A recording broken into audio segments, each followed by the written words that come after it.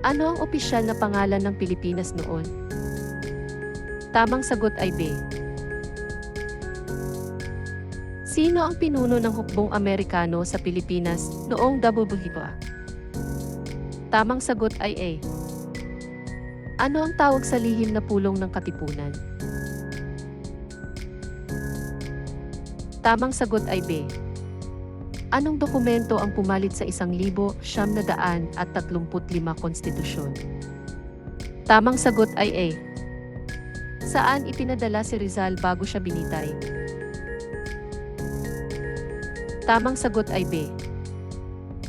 Sino ang unang Pilipinong nagwagi sa labanan sa Pasong Tirad? Tamang sagot ay C. Ano ang pinakamahalagang ambag ng 1,877 biyak na bato? Tamang sagot ay C. Ano ang tawag sa pambansang awit ng Pilipinas noon?